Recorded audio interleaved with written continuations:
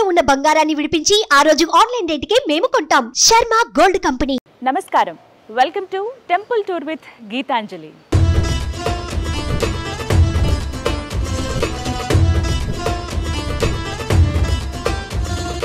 ఇవాళ మనం దర్శించుకోబోతున్న ఆలయం రాజమహేంద్రవరంలో ఉన్నటువంటి శ్రీ మహాకాళి సమేత మహాకాళేశ్వర దేవాలయం. ఈ ఆలయం చాలా ప్రత్యేకమైనది. మహాకాళేశ్వరుడు ఆ మహాకాళి అమ్మవార్లతో పాటుగా ఎన్నో ఉపాలయాలను ఇక్కడ దర్శించుకోవచ్చు. అతి సుందరమైన ఆలయం ఇది. నాతో పాటు మీరు కూడా దర్శనం చేసుకుందరు గానే రండి.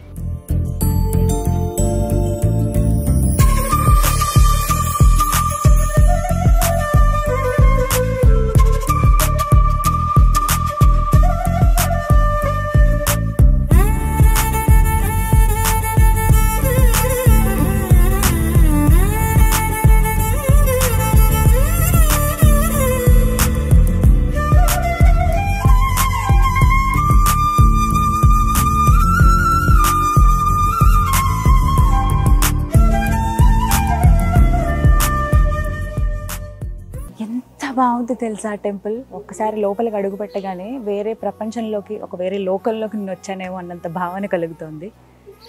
డైరెక్ట్గా ఇలా స్వామివారి దగ్గరికి మనం వెళ్ళొచ్చు, కానీ అంతకంటే ముందు చుట్టూ కూడా మనకి ఎన్నో ఉపాలయాలు ఉన్నాయి. చిన్న చిన్న ఆలయాలు విగ్రహాల రూపంలో చాలా కళగా ఉన్నాయి అన్నీ కూడాను. సో ఒకసారి నాతో పాటు మీరు కూడా దర్శనం చేసుకోండి. దగ్గర దగ్గర ఒక 2 ఎకరాల స్థలం ఇది. పూర్తిగా దేవాలయాలు, చిన్న పెద్దవన్నీ కనిపిస్తాయి. రండి నాతో పాటు. ఇక్కడ గమనించారా, ఎవరైనా వృద్ధులు వచ్చినప్పుడు, లేకపోతే సరిగ్గా నడవలేని వాళ్ళు వచ్చినప్పుడు వాళ్ళకి వీలుగా ఇక్కడ చైర్స్ అరేంజ్ చేశారు. ఇలా తీసుకువెళ్ళడానికి కూడా, హెల్ప్ చేయడానికి కూడా కొంతమంది ఉంటారనమాట. సో అందరి గురించి ఆలోచించి దేవాలయం నిర్మించారనమాట. మొట్టమొదటిగా మనం దర్శనం చేసుకోవాల్సింది ఆదిదేవుడు గణపతిని కదా. సరే, ఫస్ట్ గణపతితోనే స్టార్ట్ చేద్దాం రండి. ముందుగా ఆ గణపతి దర్శనంతోనే మనకి ఆలయ ప్రదక్షిణ ప్రారంభమవుతుంది. ఉట్టిగా ప్రదక్షిణ చేస్తే ఉంది, అలా చేసేవాళ్ళు కూడా ఈ కింది భాగం నుంచి అలా చేయొచ్చు. కానీ ఇలా ఆలయాలు చూసుకుంటూ వెళ్తే ఇంకా బాగుంటుంది. ముందుగా గణపతి, శ్వేతవర్ణంలో గణపతి చాలా ముద్దుగా కనిపిస్తున్నారు. తొండల్లో లడ్డు ఉంది. లడ్డు అంటే ఆయనకి ఎంత ఇష్టమో కదా, వినాయకుడు. ముందుగా ఆ వినాయకుడికి దర్శనం చేసుకుని చక్కగా స్వామివారి దర్శనం కూడా అవ్వాలి. మీ నాన్నగారిది, అమ్మగారిది, మీ అన్నగారిది అని చెప్పి తమ్ముడు గారిది. అలా కొంచెం ముందుకు వస్తే సుబ్రహ్మణ్య స్వామి, కార్తికేయ. ఎంత బాగుందో తెలుసా, నిజంగా ఒక చిన్న పిల్లోడు నుంచుంటే ఎలా ఉంటుంది అంత కళగా ఉంది మొహం, నవ్వుతూ ఉన్నారు. ఇవన్నీ కూడా పాలరాతి విగ్రహాలు. ప్రతి ఒక్క విగ్రహంలో కూడా జీవకళ కనిపిస్తుంది. నిజంగా అలా ఉన్నారేమో అని. అదిగో ఎంత బాగున్నారు అయ్యప్ప, ముద్దుగా కనిపిస్తున్నారు. పంచలోహ విగ్రహాల్లో చూస్తాము, అలాగే బంగారంలో అలా చూస్తూ ఉంటాం, అలాగే నల్లరాతిలో స్వామివారిని చూస్తూ ఉంటాం. కానీ ఇలా పాలరాతిలో ఎంత ముద్దుగా ఉన్నారు అయ్యప్ప. ఇలా మనం చకచకా చూసుకుంటూ వెళ్ళిపోవచ్చండి. నాతో పాటు మీరు కూడా దర్శనం చేసుకోండి. ఇగో ఇక్కడ శివపార్వతులు, అలాగే సుబ్రహ్మణ్య స్వామి, వినాయకుడు, అర్ధనారీశ్వరుడు, అర్ధనారీశ్వర రూపం, వీరభద్రుడు, అతి వీరభద్ర, భయంకర వీరభద్ర. ఇదిగోండి ఇక్కడ వీటి గురించి కూడా నేను విన్నాను. 12 జ్యోతిర్లింగాలు. మామూలుగానే ఈ క్షేత్రం 12 జ్యోతిర్లింగాల్లో ఒకటైనటువంటి ఉజ్జయినికి మరో రూపం అని చెప్తూ ఉంటారు. అయితే ఇక్కడ పూర్తిగా 12 లింగాలను కూడా ఇక్కడ మనకు వీక్షించే అదృష్టాన్ని కల్పిస్తూ ఉన్నారు. 12 జ్యోతిర్లింగాలు ఇక్కడ మనకు కనిపిస్తాయి. మొత్తం 12 జ్యోతిర్లింగాలు. ఒక ప్రదక్షిణ చేసుకుంటే అక్కడికి వెళ్ళినంత పుణ్యం లభిస్తుంది అని చాలామంది భక్తులు చెప్తున్న మాట ఇది. డైరెక్ట్గా ఎలాగో అక్కడికి వెళ్ళి చూసే అదృష్టం ఉందో లేదో తెలియదు నాకు. ఇప్పటివరకు 1-2 చూశాను అంతే, అన్నీ చూడలేదు. కానీ హరహర మహాదేవ శంభో శంకర, ఈ రకంగానైనా నీ దర్శన భాగ్యం కలిగింది స్వామి అనుకుని మనసారా తలుచుకుని ముందుకు వెళ్దాం రండి. ఆలయం లోపల అడుగుపెట్టినప్పుడే అసలు చూడ్డానికి 2 కళ్ళు సరిపోవట్లేదు. ఎటు చూసినా దేవుడి విగ్రహాలు కనిపిస్తున్నాయి. ఆర్కిటెక్చర్ అయితే అద్భుతంగా ఉంది. మీరు ఖచ్చితంగా రావాల్సిందే రాజమహేంద్రవరంలో ఉన్నటువంటి శ్రీ మహాకాళేశ్వర దేవాలయానికి. నటరాజస్వామి, ఆ శివయ్యకి ఎన్ని రూపాలో కదా, ఎన్ని రకాలుగా మనకి ఆయన దర్శనం ఇస్తారో. నటరాజస్వామి ఆర్ట్ సంబంధించిన ఆయన. డాన్స్ బాగా నేర్చుకోవాలనుకునే వాళ్ళు ముందుగా వారికే కదా మొక్కుకునేది.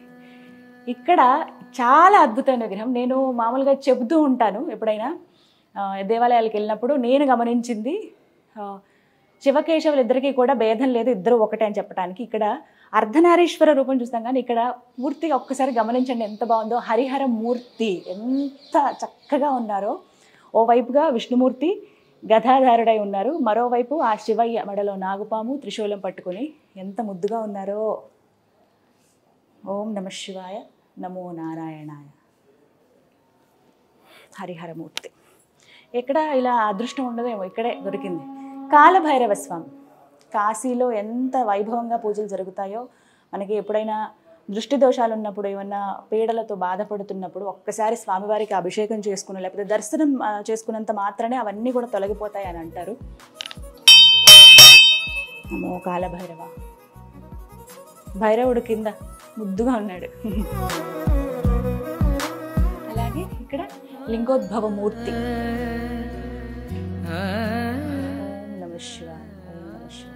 కింద ఇక్కడ వాహనం చూసారా, ఎప్పుడు మనం అలా చూడము. ఇక్కడ వరాహం కనిపిస్తుంది, లింగోద్భవ మూర్తి. స్వామి ఓ పక్కన జింక, అలాగే ఇంకోవైపు శంఖం పట్టుకుని ఉన్నారు చేతుల్లో. రెండు అభయహస్తాలు మనకు కనిపిస్తూ ఉన్నాయి. అలాగే పైన హంసను చూస్తూ ఉన్నాం. ఖచ్చితంగా ఒక్కొక్క విగ్రహానికి ఒక్కొక్క కథ ఉందండి, అవి తెలుసుకోవాలి. వచ్చి చూస్తే మీకు చాలా చాలా బాగుంటుంది. ఆ తర్వాత ఇక్కడ చూడండి, గజ సంహార మూర్తి. అంటే శివయ్య ఎన్ని రూపాల్లో మనకి దర్శనమిస్తున్నాడో అవన్నీ ఇక్కడ తెలుస్తాయి. గజ సంహార మూర్తి. ప్రతి ఒక్క విగ్రహంలోనూ ఆ చిరునవ్వు, మందహాసం కనిపిస్తోంది. మనం చూసిన వెంటనే మనం కూడా అలా చూస్తూ ఉండిపోతాం ఒక క్షణం. దక్షిణామూర్తి, ఆయన కూడా ఆ శివయ్య రూపమే కదా. అసలు ఒక్కొక్కటి కూడా ఆర్కిటెక్చర్ కూడా చూసారా ఎంత బాగుందో. ఒక్కొక్క స్తంభం మామూలుగా అలా సింపుల్గా వదిలేకుండా వీటికి కూడా నీట్గా రంగులు వేశారు. అంటే వచ్చిన ప్రతి భక్తుడికి కూడా ఒక ఆధ్యాత్మిక భావన కలగాలి అంటే ఉన్నంతసేపు కూడా ఇంకా వేరే ఆలోచన రాదండి. ఇక్కడ ఉన్నట్టు ఇలా చూస్తూ ఉండిపోతాం, ఓవైపు విగ్రహాలు చూస్తాం, లేకుంటే ఈ స్తంభాల్లో ప్రతి దగ్గర ఆ జీవకళ ఉట్టుపడుతుంది. ఈ కళాత్మకంగా ఎంత చక్కగా చెక్కారో. ఎక్కడ చిన్నగా ఇలా వంకర వచ్చినట్టు కానీ డిజైన్ పోయినట్టు కానీ అనిపించదు మనకి. ఎంత బాగుందో చూడండి. జస్ట్ సింపుల్ గోల్డ్ కలర్ అలా సిల్వర్ వేసి అలా ఉంచేశారు. చాలా అందంగా ఉంది, నాకైతే భలే నచ్చింది, చాలా బాగుంది. ఓ భిక్షాటన మూర్తి. శివయ్య నిజంగా ఎన్ని రూపాలు నీకు. భిక్షపాత్ర చేతిలో కనిపిస్తుంది. అలాగే ఇంకోవైపు జింక చూస్తున్నాము. అలాగే మరోవైపున స్వామివారి ఆభరణాలు ఎంత చక్కగా ఉన్నాయో చూడండి. స్వామివారి నగ్నంగా ఉన్నారు ఇక్కడ.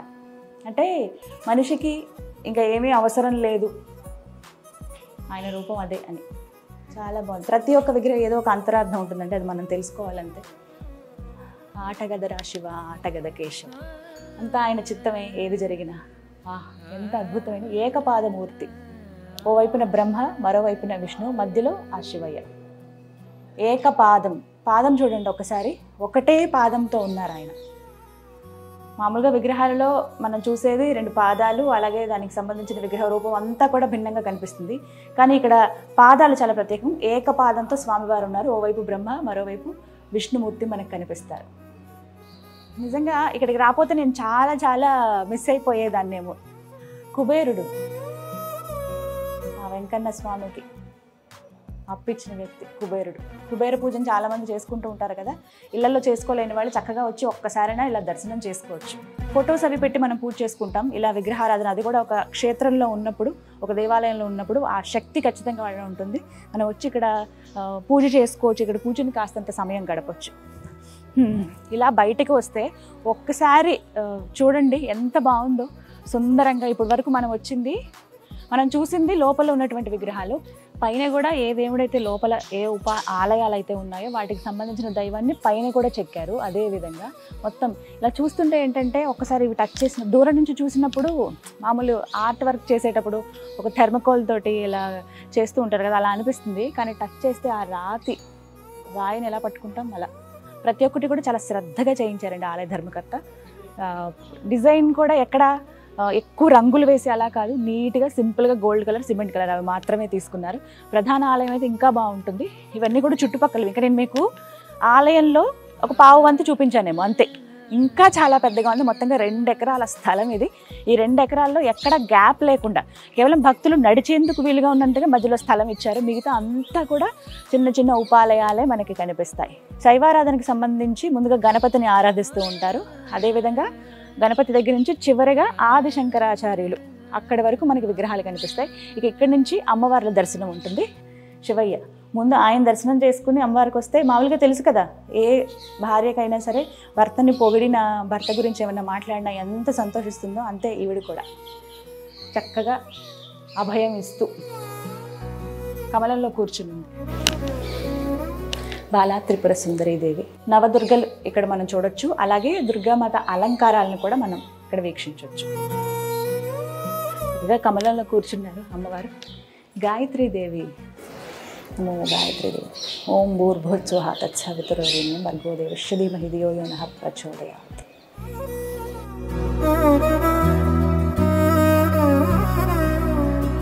అన్నపూర్ణాదేవి, కాశీ అన్నపూర్ణాదేవి. సాక్షాత్ ఆ పరమేశ్వరుడికే అన్నం భిక్ష వేసినటువంటి తల్లి అన్నపూర్ణాదేవి. బాలా త్రిపుర సుందరీదేవి. మనకి దసరా సమయంలో అమ్మవారికి అలంకారాలు వేసేటప్పుడు ఇలా వేస్తూ ఉంటారు కదా, మనం ఆ సమయంలోనే చూడగలం, లేకపోతే ప్రత్యేకంగా ఆలయం ఉన్నప్పుడు చూడగలం. కానీ ఇక్కడ అదృష్టం ఉందండి, వచ్చి దర్శనం చేసుకోవచ్చు. శ్రీ మహాలక్ష్మీదేవి అమ్మవారు చక్కటి పసుపు రంగు చీరలో కనిపిస్తూ ఉన్నారు. అలాగే సరస్వతి మాత ఎంత చక్కగా నవ్వుతున్నారో చూడండి. విద్యాబుద్ధులు మనకి వసంగేటువంటి మహాతల్లి. రాజరాజేశ్వరి మాత. సకల సిరి సంపదలు మనకు కలగాలంటే ముందుగా అమ్మవారికి దర్శనం చేసుకున్న ఆ భాగ్యం మనకు కలుగుతుంది. అమ్మవారికి కుంకుమాభిషేకాలు ఇలాంటివి చేస్తే ఇంకా అది మహద్భాగ్యమే. మహిషాసుర మర్ధిని. ఆ మహిషుడిని సంహరించి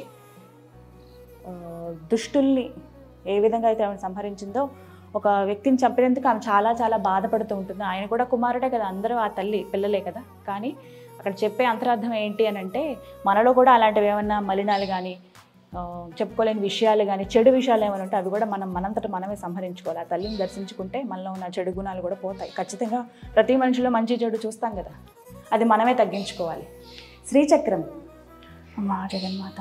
నేనైతే డైరెక్ట్గా దర్శించుకోలేదు, నేను శ్రీపురం వెళ్ళినప్పుడు చూశాను. శ్రీచక్రం ఆకారంలోనే అక్కడ ఆలయంలో తిరిగి వెళ్ళాల్సి ఉంటుంది ఆ అమ్మవారి దగ్గరికి. అక్కడ ఒకసారి అనుభూతి చెందాను. మళ్ళీ ఇక్కడ ఇదంతా కూడా మీరు గమనించవచ్చు. కృష్ణశిల అంటారు, నల్లటి రాతి. ఇదంతా కూడా చాలా నున్నగా ఉంటుంది, ఇలా చాలా నున్నగా ఉంటుంది. Very soft texture. ఇది ఎంత చక్కగా చెక్కారో చూడండి. శ్రీచక్ర యంత్రం. అలాగే శ్రీ గౌరీమాత అమ్మవారు. గౌరీదేవి పూజలు చేయిస్తారు కదా పెళ్లి కూతుర్లకి, పెళ్లి కాని వాళ్ళు చేసుకుంటూ ఉంటారు. అలాగే జ్యేష్ఠాదేవి, ఈవిడ కూడా మహాశక్తి స్వరూపుడు. ఆ జగన్మాతని అన్ని రూపాలు ఆవిడవే. అన్నీ ఒకచోట దర్శించుకోవడం అనేది నిజంగా ఒక అదృష్టం. అది వాసవి మాత. చిలక ఉన్నారు చేతిలో. దత్తాత్రేయ స్వామి వారు. జయ గురుదత్త.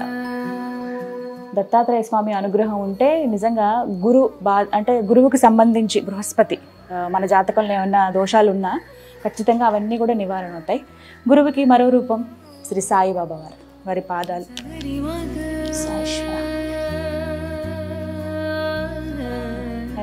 సేమ్ అండి, షిరిడీలో ఎలా అయితే స్వామివారు ఉంటారో అదే విధంగా ఉంది. ఆయన నిజంగా కూర్చున్నప్పుడు ఎలా ఉండేవాళ్ళు, రుద్రాక్ష మాల వేశారు, అలా కూర్చుని ఉన్నారు. నీ బాధలు చెప్పుకో నేను వింటాను అన్నట్టుగా. ఆయన రూపమే చాలా సౌమ్యం, శ్రద్ధ సబూరి. అదే కదా ఆయన చెప్పేది. ఇక మనం చూసినటువంటి శైవ ఆరాధనకి సంబంధించి మొట్టమొదట మనం చూసిన వినాయకుడు. ఇక చివరిగా మనం ఇక్కడ దర్శించుకునేది ఆది శంకరాచార్యులు. వారు కూడా నడిచే దైవం, సాక్షాత్తు ఆ శివయ్య స్వరూపం. వారి అనుగ్రహం ఉంటే మనకి విద్యాబుద్ధులు, మనం చేసేటువంటి పని మీద ఏకాగ్రత, దృష్టి కలుగుతాయని చెప్పి నేను కనుక గురువు గారు చెప్పినప్పుడు విన్నాను. ఇటువైపు నేను ఇప్పుడు మీకు దగ్గర ఆలయంలో పావు కన్నా కొంచెం ఎక్కువ వంతు చూపించినట్టు ఇంకా చాలా చాలా ఉంది. మొత్తంగా మనకి 4 ప్రధాన గోపురాలు కనిపిస్తాయండి. ప్రతి మార్గం నుంచి రావచ్చు. అయితే సరిగ్గా ఆలయానికి వెనక వైపునే మనకి శ్మశాన వాటిక ఉంటుంది. ఆ శ్మశానం నుంచి వచ్చినటువంటి బూడిద ఏదైతే ఉందో ఆ భస్మంతోనే స్వామివారికి అభిషేకం చేస్తారు. అది చాలా అద్భుతమైన ఘట్టం. ఇది ఇక్కడ చాలా ప్రత్యేకం. మామూలుగా చితాభస్మంతో అభిషేకం అనేది ఉజ్జయిని మహాకాళేశ్వర ఆలయంలో మాత్రమే చేసేవారు. ఇప్పుడు అక్కడ కూడా చేయటం లేదు. కొన్ని రకరకాల పరిస్థితుల వల్ల అక్కడ ఆపటం జరిగింది. కానీ ఆ తర్వాత జరిగింది మాత్రం రాజమహేంద్రవరంలో ఉన్నటువంటి ఈ మహాకాళేశ్వర దేవాలయంలోనే. ప్రతినిత్యం 365 రోజులు ఇక్కడ కుల మత వర్ణం ఇలా భేదాలు ఏవి లేకుండా, అది ఎవరిదైనా సరే ఉదయం నుంచి సాయంత్రం వరకు వచ్చినటువంటి భస్మాన్ని ఒక పాత్రలో వేసి అది తీసుకొచ్చి స్వామివారికి ఉదయం 4 గంటల నుంచి 5:30 వరకు అభిషేకం జరుపుతారనమాట. ఇదొక ద్వారం, ఇక్కడే దీని వెనకాలే శ్మశానం ఉంటుంది. క్లోజ్ చేశారు చూసారా, షట్టర్ లాగా వేసేసారు, 2 డోర్స్ లాగా. దీని వెనకాలే మనకి శ్మశాన వాటిక ఉంటుంది. చాలా డౌన్కి ఉంటుంది కిందకి. ఈ ఆలయం ఈ ఎత్తులో ఉందంటే దగ్గర దగ్గర 40 అడుగులు పైకి ఇలా ఎత్తి అక్కడి నుంచి ఆలయాన్ని నిర్మింపజేశారనమాట. చాలా అద్భుతం, ఎవరు ఊహించరు. నేను ఆలయ నిర్మాణం గురించి తెలుసుకున్నప్పుడు నాకే ఆశ్చర్యం అనిపించింది చాలా. ఇదిగోండి ఇక్కడి నుంచి చూడొచ్చు, ఇటువైపుగా మనకి రైట్ సైడ్కి ఇక్కడ శ్మశానం కనపడుతుంది. అక్కడి నుంచి తీసుకొచ్చిన చితాభస్మంతోనే స్వామివారికి అభిషేకం చేస్తారు ఉదయం పూట. ఇక్కడి నుంచి గోదావరి కూడా కనిపిస్తుంది. ఎంత బాగుందో, సుందరమైన ప్రదేశం. ఓవైపు గోదావరి కనిపిస్తుంది, మరోవైపు దేవాలయం.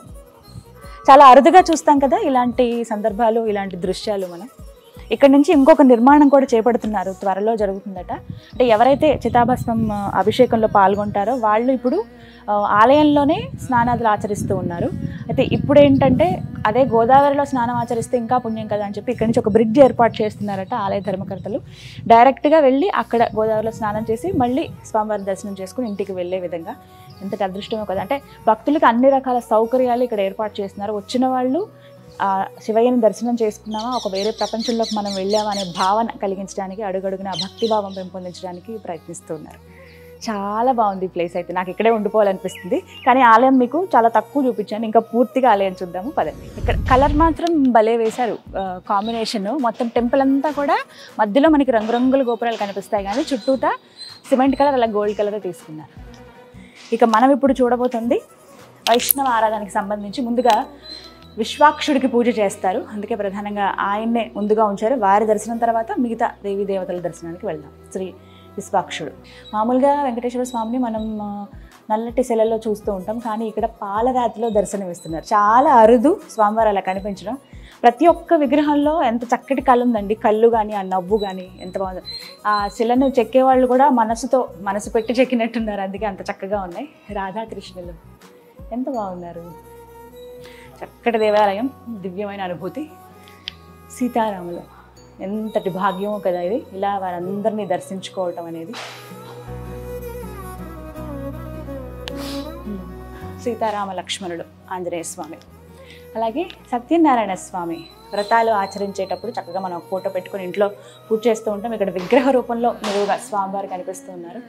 ఇక్కడ ప్రతి కోణం అంటే మనకి కార్నర్స్లో చాలా ప్రత్యేకమైన చూస్తున్నాము. ముందుగా మనం శైవారాధనకు సంబంధించి దర్శనాలు చేసుకునేటప్పుడు 12 జ్యోతిర్లింగాలు చూసాం. అలాగే అమ్మవారి వైపు ఇటువైపు వచ్చినప్పుడు శ్రీచక్రం చూసాము. ఇక్కడ ఒక్కసారి ఇలా లోపలికి రండి, ఎంత ప్రత్యేకంగా మనకి ఒకటే విగ్రహానికి 2 ముఖాలలాగా, ఒకవైపున ఒక దేవుడు మరోవైపున ఇంకొకటి కనిపిస్తాయి. ముందుగా సుదర్శనమూర్తి మనకి దర్శనమిస్తారు. ఈయన సుదర్శనమూర్తి. ఇక ఇటువైపున జ్వాల నరసింహస్వామి. నిజంగా స్వామివారు అలా కూర్చున్నారు, ఆ ఉగ్ర రూపంలో ఉంది. ఆయన రూపం ఉగ్రమే అయినా భక్తులకి, ఆయన్ని ప్రేమించే వాళ్ళకి ఎప్పటికీ ఆయన శాంతమూర్తి. ఎన్ని భుజాలు ఉన్నాయో స్వామికి, ఇంత చక్కగా చెక్కారు ప్రతి ఒక్కటి కూడా. ఆభరణాలు ఉన్నట్టుగా మనకు గోల్డ్ కలర్ అలా కనపడకపోయినా ఎంత నిండుగా కనిపిస్తున్నాయో చూడండి, ప్రతి ఒక్కటి ఉన్నట్టుగా. సూర్యభగవానుడు నమో ఆదిత్యాయ. ప్రత్యక్ష దైవం మా సూర్య భగవానుడు. పాలరాతిలో మామూలుగా అయితే మనం దర్శనం చేసుకోగలమా, చూడగలమా ఆ వెలుగు అదంతా, కానీ ఇక్కడ చక్కగా విగ్రహ రూపంలో మనం చూడొచ్చు. విద్యాలక్ష్మి.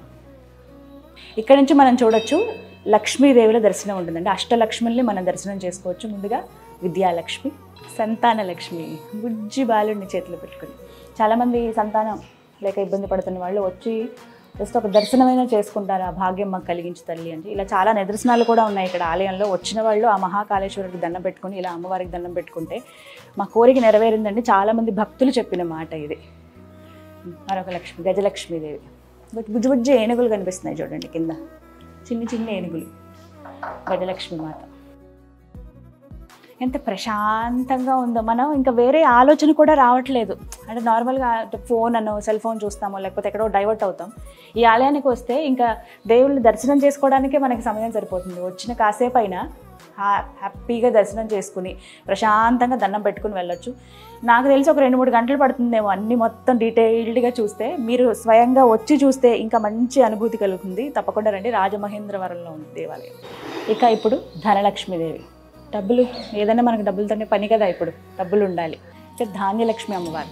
ఇక్కడ ఆలయంలో ఇంకొక ప్రత్యేకత అండి, మనం రకరకాల విగ్రహాలను చూస్తున్నాము, కొన్ని అయితే మనం ఎక్కడ చూడనివి కూడా ఉన్నాయి, నేనైతే ఎక్కడ గమనించని విగ్రహాలు కూడా ఉన్నాయి. అలాంటప్పుడు మీకు ఏంటంటే ఆ విగ్రహం గురించి మనకు తెలియదే, అసలు ఎందుకు ఈ అవతారం ఉంది, ఎలా ఉంది అని మనం తెలుసుకోవడానికి మనం ఎలా సెర్చ్ చేస్తాం, సెర్చ్ చేసి ఇంటికి వెళ్ళి మళ్ళీ మర్చిపోతాం, అంతా కాదు. అప్పటికప్పుడే అందరి దగ్గర మొబైల్ ఫోన్స్ ఉంటాయి కదా, చక్కగా మన ఫోన్ తీసుకుని ఇక్కడ ఒక క్యూఆర్ కోడ్ ఇచ్చారు, ఇది మనం స్కాన్ చేస్తే ఆ అమ్మవారి విగ్రహం ఏదైతే ఉందో లేకపోతే అయ్యవారి విగ్రహం ఏదైతే ఉందో దాని ప్రత్యేకత ఏంటనేది డీటెయిల్డ్గా తెలుసుకోవచ్చు. సో ఈ రోజుల్లో ప్రతి ఒక్కరి దగ్గర ఫోన్స్ ఉంటాయి, చిన్నవాళ్ళ నుంచి పెద్దవాళ్ళ దాకా.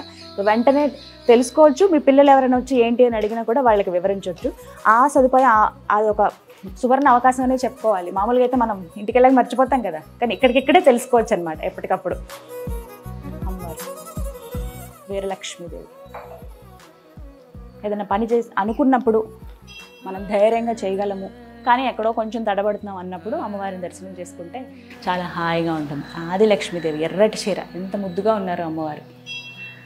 చిన్ని ఏనుగు భలే ఉంది. ఆభరణాలు ప్రతి ఒక్కటి కూడా ఎంత కళగా ఉన్నాయో, ప్రతి విగ్రహం చాలా చక్కగా అనిపిస్తున్నాయి. ఇక శ్రీ విజయలక్ష్మీదేవి, మనం అనుకున్న పనులన్నీ సక్సెస్ అవ్వాలి చూసేవాళ్ళకి అని కోరుకుంటున్నాను.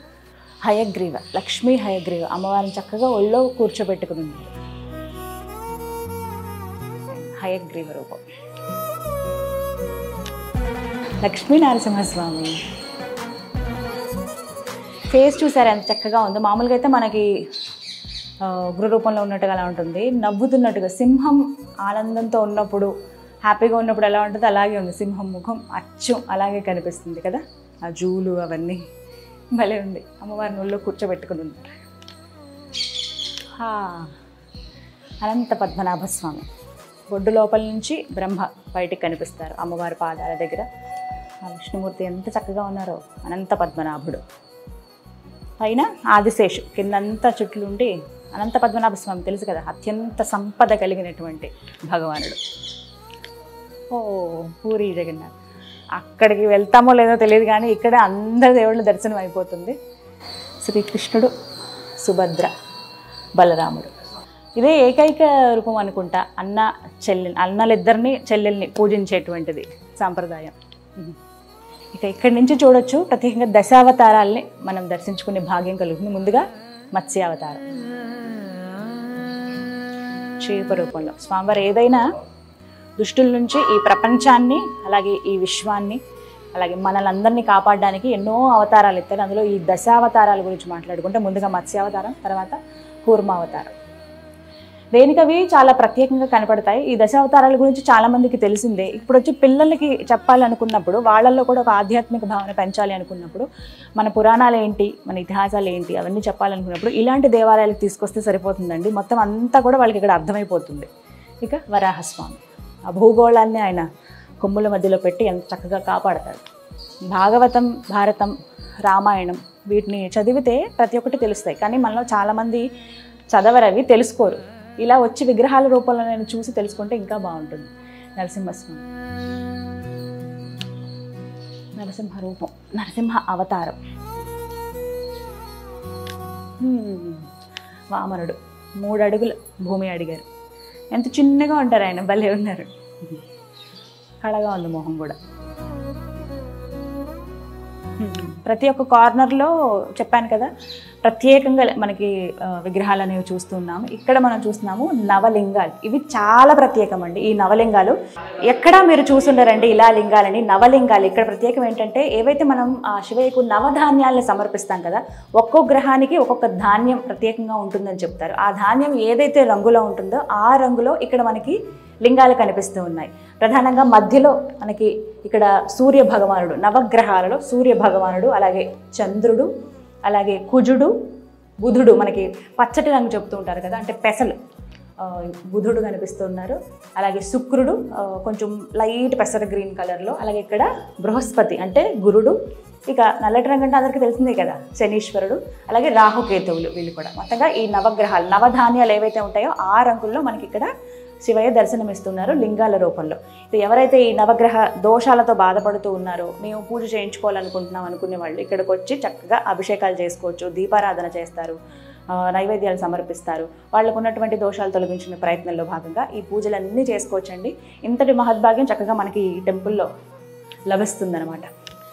దశావతారాల్లో మిగిలినవి కొనసాగిస్తే పరశురాముడు, రాముడు, పరశురాముడు, ఇంకో రామయ్య. అంతటి అందమో కదా, ఆజానుబాహుడు, అరవింద దళాక్షుడు. ఎక్కడున్నా ఆయన అందరికీ ఆదర్శప్రాయమే. ఏకపత్ని వ్రతుడు, తండ్రి మాటను శిరసావహించిన కృష్ణయ్య. ఎంత బాగున్నారు. మామూలుగా అందం అంటే ఆడవాళ్ళని వర్ణిస్తారు, కానీ కృష్ణయ్య అందం ముందు ఎవరో పనికిరారండి, అంత బాగుంటారు. బుద్ధుడు, ఇది కూడా ఆ స్వామివారి అవతారం లాగానే చూస్తారండి. బుద్ధుడు నిజంగా ఆయనకి జ్ఞానబోధ అవ్వడము, తర్వాత ఆయన మిగతా వాళ్ళందరికీ అది బోధించడం. ఆయన ఇప్పటికీ, ఇప్పుడు మీరు గమనిస్తున్నారా, చాలా ఇళ్లల్లో బుద్ధుడి విగ్రహాలు చూస్తున్నాం మనం. అసలు ఆయన ఎప్పుడు అప్పటి నుంచి ఉన్నప్పటికీ మిగతా వేరే విగ్రహాలు అవి ఇవి చూసేవాళ్ళం, కానీ ఈ రోజుల్లో ఒక ఇంట్లో జస్ట్ ఒక వాల్ పేపర్ లాగైనా సరే కనీసం బుద్ధుడిని పెట్టుకుంటున్నారు. ఎందుకంటే ప్రశాంతత, ఏకాగ్రత కలుగుతాయనే ఉద్దేశంతో. ఇక బద్రీనాథుడు, అక్కడి దాకా వెళ్ళగలమో లేదో కానీ ఇక్కడే అన్ని దర్శనాలు అయిపోతున్నాయి. స్వామి ఎంత చక్కగా కూర్చున్నారు. అభయహస్తం, వచ్చినన్ను మొక్కుకో, నీ బాధలు ఏమన్నా ఉంటే చెప్పు, నేను తీరుస్తాను అన్నట్టుగా. ఇక ఇక్కడ మనం ఉపాలయాలను దర్శించుకున్న భాగంగా శ్రీ రామానుజాచార్యులు. కమండలాలు, రుద్రాక్షమాల, ఎంత బాగున్నారో. కమండలాలు అలాగే మాలని ధరించారు, చేతిలో ఒక కర్ర, ఎంత బాగుందో. ఇవి నేను చరిత్ర గురించి చూసినప్పుడు కొన్ని సినిమాల ద్వారా తెలుసుకున్నాను వీళ్ళు ఎంతటి మహత్పురుషులో అని చెప్పి. మీరు ఇందాక గమనించే ఉంటారు, మొట్టమొదట వినాయకుడితో ప్రారంభిస్తే కనుక శివతత్వాన్ని బోధించిన ఆది శంకరాచార్యులు మనకు అక్కడ ఆ చివరగా మనం వారిని దర్శనం చేసుకుని పక్కకు వస్తాము. ఇక్కడ ఏంటంటే విశ్వాక్షుడిని దర్శనం చేసుకుంటాం ముందుగా, మనకి విష్ణుతత్వాన్ని బోధించినట్టుగా. ఆ తర్వాత చివరగా మనం దర్శనం చేసుకునేది రామానుజాచార్యుల్ని. అంటే రెండు తత్వాల్ని బోధించింది. ఎవరు ఎన్ని చెప్పినా శివకేశవులు ఇద్దరూ ఒకటే, కానీ ఎవరి రూపం వాళ్ళది, ఎవరి భక్తులు వాళ్ళకు ఉన్నారు. వారు చెప్పేది ఒకటే, మనుషులంతా ఒకటే, మనం చేసే పని మంచిగా ఉండాలి, అది తిరిగి మనకు వస్తుంది. అదే వాళ్ళు వివరించారు. పరుల పట్ల కూడా మనం అంతే విధంగా ఉండాలి మంచిగా అనేది వాళ్ళ బోధన. ఇలాంటివి ప్లేసెస్కి వస్తే చాలా విషయాలు తెలుసుకుంటాం. ఏంటో ఈ ఆలయం నిర్మించి 2 సంవత్సరాలు అవుతున్నా ఇప్పుడే కట్టారేమో అన్నంత బాగుందండి. ఎంత చక్కగా మెయింటైన్ చేస్తున్నారో తెలుసా. ప్రతి ఒక్కటి ఆ మెయింటెనెన్స్ కానీ, ఉన్న భక్తులు కానీ, కూర్చోడానికి కూడా అనువైన ప్రాంతం ఇది.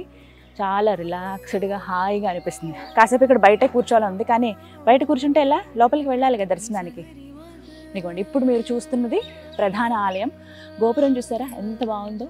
అలాగే ధ్వజస్తంభం కూడా మనకి గోల్డ్ కలర్లో ఇంకా వీటిలో కలిసిపోయింది. జస్ట్ సైడ్ నుంచి చూస్తే తెలుస్తుంది. ప్రధాన గోపురం ముందుగా ఉంటుంది మనకి. ఇంకా నెక్స్ట్ 2 పెద్ద గజరాజులతోటి స్వాగతం పలుకుతున్నట్టుగా మనకు కనిపిస్తుంది. స్వామివారిని దర్శించుకోవడానికి 4 గోపురాలు ఉన్నాయి. అయితే ముందుగా స్వామిని దర్శించుకునే కన్నా ముందు నవగ్రహాల దర్శనం చేసుకోవడం అనేది చాలా పుణ్యప్రదం అని చెప్తూ ఉంటారు. వెళ్దాం. ఇక్కడ ప్రత్యేకత ఏంటంటే, మామూలుగా నవగ్రహాలు ఉన్నప్పుడు కేవలం ఆ గ్రహానికి సంబంధించిన విగ్రహం మాత్రమే చూస్తాం. శనిగ్రహం, సూర్యభగవానుడు, చంద్రుడు, రాహుకేతువులు, బుధుడు, శుక్రుడు, గురుడు, కుజుడు, ఇలా ఇవి మాత్రమే చూస్తాం. కానీ ఇక్కడ స్పెషాలిటీ ఏంటో తెలుసా? ఒక్కసారి ఇక్కడ గమనించండి. ఇక్కడ ఉన్నది కుజుడు అనుకోండి. కుజుడు అలాగే వారి భార్య అలాగే వారి వాహనం మొత్తం అన్నీ కలిపి ఉంటాయన్నమాట. సో మనం ఏదైనా ఎవరికైనా ఇంటికి పిలిచినప్పుడు, మన ప్రాబ్లం ఏదైనా అంటే ఎవరికైనా ఇంటికి వెళ్ళినప్పుడు, మనం ఏదైనా ఫంక్షన్కి మనం ఆహ్వానించినప్పుడు, వాళ్ళ వల్ల మనకు శుభం కలగాలనుకున్నప్పుడు ఇంటిల్లి బాధని పిలుస్తాం కదా, మనం బాగా చూసుకుంటాం కదా. అలా ఇక్కడికి వచ్చినప్పుడు కూడా వాళ్ళ ఫ్యామిలీ అందరినీ కూడా దర్శించుకునే అవకాశం ఇచ్చారనమాట. చాలా బాగుంది. నాకు తెలిసి ఇలా దేవాలయాల్లో ఎక్కడ నేనైతే చూడలేదండి. ఫర్ ద ఫస్ట్ టైం నేను చూస్తూ ఉన్నాను. మనకి రాజమండ్రిలో ఉన్నటువంటి శ్రీ మహాకాళేశ్వర దేవాలయంలో ఇలా నవగ్రహాలు వారి భార్య అలాగే వాహనంతో సహా ఉంటాయి. ఇగో శనీశ్వరులు, నువ్వులతో అభిషేకం, దీపాలు వెలిగించారు. చక్కగా నవగ్రహాల దర్శనం కూడా అయిపోయింది. ఇక నాకు ఎప్పుడెప్పుడా అని మీరందరూ వెయిట్ చేస్తున్న దేవాలయంలోకి, ప్రధాన ఆలయంలోకి వెళ్ళిపోదాం.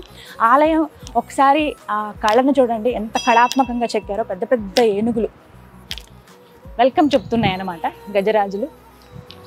ఇంత ఉన్నాం మనం వాటి ముందు కదా, చిన్నగా ఎంత పెద్ద ఏనుగులు.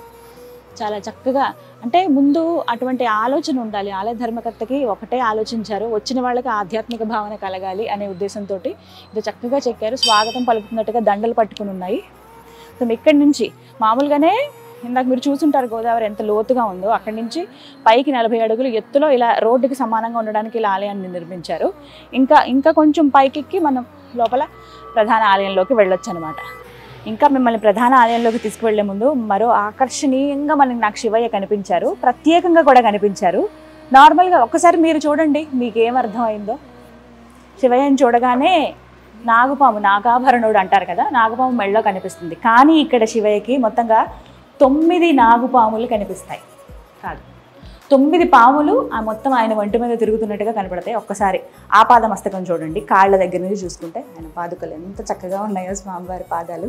ఇగో ఇక్కడ నుంచి ఇక్కడ ఒకటి పాము కనిపిస్తుంది మనకి, నాగుపాము. ఇగో ఇక్కడ ఒక పాము, అలాగే కమండలం చుట్టుకుని మరొక సర్పం కనిపిస్తోంది. అలాగే త్రిశూలానికి చుట్టుకుని మరొక సర్పం. ఇక్కడ మొత్తం 4 అయ్యాయి కదా. కొంచెం మెడలో ఇంకా ప్రధానంగా మనకి కనబడతారు ఆ నాగేశ్వరుడు, నాగుపాము. అలాగే ఆ ఉన్న నాగుపాము చుట్టుకుని ఇంకొక పాము ఉంది. అలాగే శిరస్సు పైన 2 కనిపిస్తాయి మనకి, ఆ గంగమ్మ తల్లి వైపు వెళ్తుంది ఒకటి, చంద్రుడి పైన ఒకటి. అలాగే త్రిశూలానికి చుట్టుకుని పైన త్రిశూలానికి కమండలానికి చుట్టుకుని ఇంకొకటి. మొత్తంగా 9 పాములు. నాగలోకంలో ప్రత్యేకించి మనం 9 పాములకు మనం పూజలు చేస్తాం. ఆ 9 పాములు ఇక్కడ మనకు కనిపిస్తాయి. అలాగే ఇరువైపుల స్వామివారికి ఇక్కడ ఈ విగ్రహం ప్రత్యేకత ఏంటంటే మొత్తం అన్ని నాగపాములు చుట్టుకుని ఉండడం. అండ్ దాంతోపాటుగా మొత్తం ఇది కింద నుంచి చూసుకుంటే 18 అడుగుల శివయ్య. ఓన్లీ శివయ్యని తీసుకుంటే కనుక 14 అడుగులు. ఇది కూడా ఏకశిల, ఎక్కడో 2 అంటే అవి ఇవి మనం అతికించినట్టుగా ఇలా కాదు, ఏకశిలనే ఈ విధంగా చెక్కారనమాట. ఎంత బాగుందో చూడండి. ఇందులోనే త్రిశూలం కూడా వచ్చింది.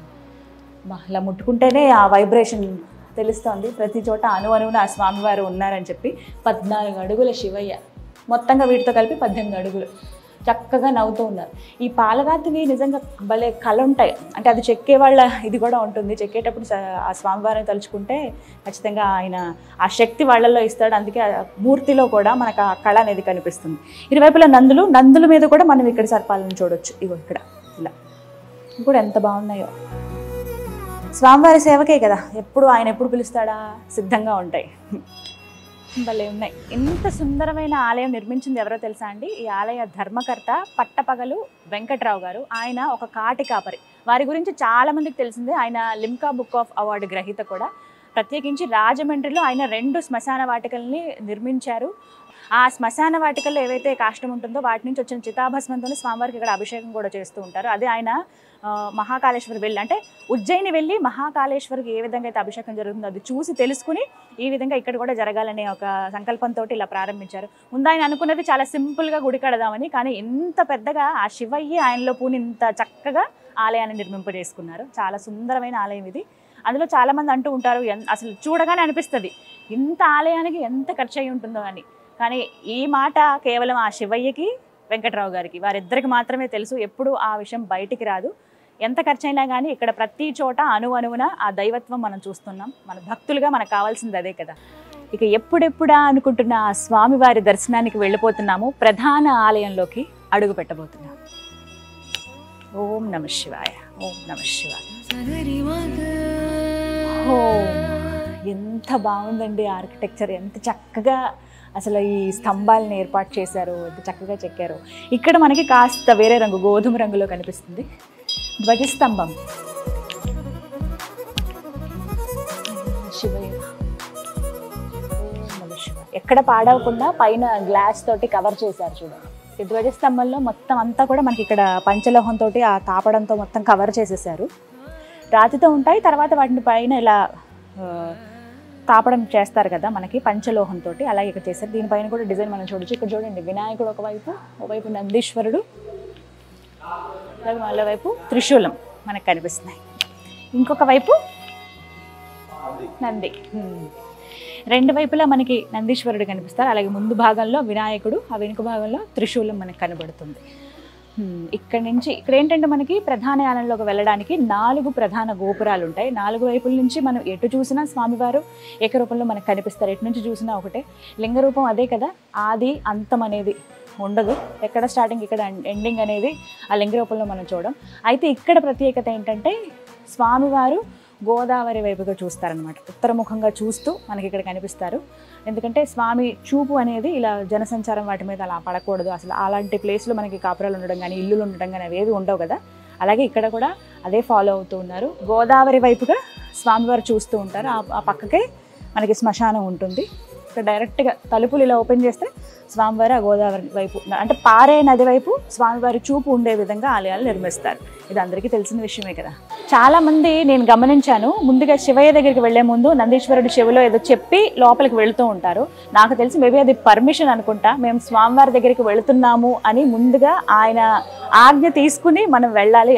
ఆయన యాక్సెప్ట్ చేస్తే ఇంకా మన స్వామివారి దర్శనానికి వెళ్ళిపోయినట్టే. ఎందుకంటే ఆయన ఎప్పుడూ స్వామివారి సేవలో తరిస్తూ ఉంటారు. మనం ఎన్ని చోట్ల చూడలేదు. రీసెంట్గా నేను బెంగళూరు వెళ్ళినప్పుడు కూడా చూశాను, దొడ్డ బసవన్న, పెద్ద బసవన్నను చూశాను. ఇక్కడ కూడా మనకి కృష్ణశిలలో మనకి బసవన్నలు కనిపిస్తారు. దగ్గర దగ్గర 4 నందులు, మొత్తం చుట్టూరు కూడా 4 ద్వారాల చుట్టూ 4 నందులు మనకు కనిపిస్తాయి. ఒక్కసారి ఎంత చక్కగా చెక్కారో చూడండి. ప్రతిదీ కాళ్ళ దగ్గర ఇది కానీ నిజంగా ఒక నంది వచ్చి అలా కూర్చుని ఉంటే స్వామివారి ముందు ఎలా ఉంటుందో అలాగే ఉంది. మువ్వలతోటి ఎంత బాగుందో, చాలా చక్కగా అనిపిస్తుంది. దర్శనం చేసుకునేటప్పుడు కూడా ఇలా కొమ్ముల మధ్యలోంచి దర్శనం చేసుకుంటారు. అది ఇంకా మహద్భాగ్యంగా చెప్తారు. ఒకసారి ఆ ప్రయత్నం చేద్దాం.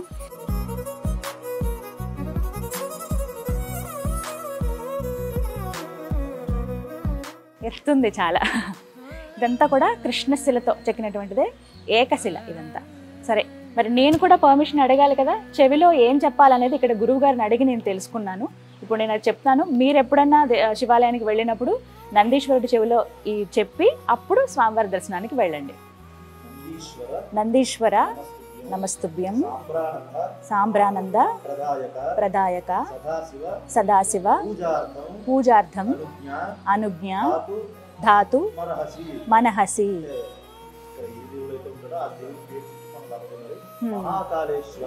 మహాకాళేశ్వర పూజార్థం అనుజ్ఞ దాతు మనహసి. ఇగో ఇదే మీరు చక్కగా వీడియోని ఒక్కసారి మళ్ళీ బ్యాక్ చేసి చూసుకుంటే మీరు అంతా రాసుకోండి, అది కంఠస్థ పెట్టండి.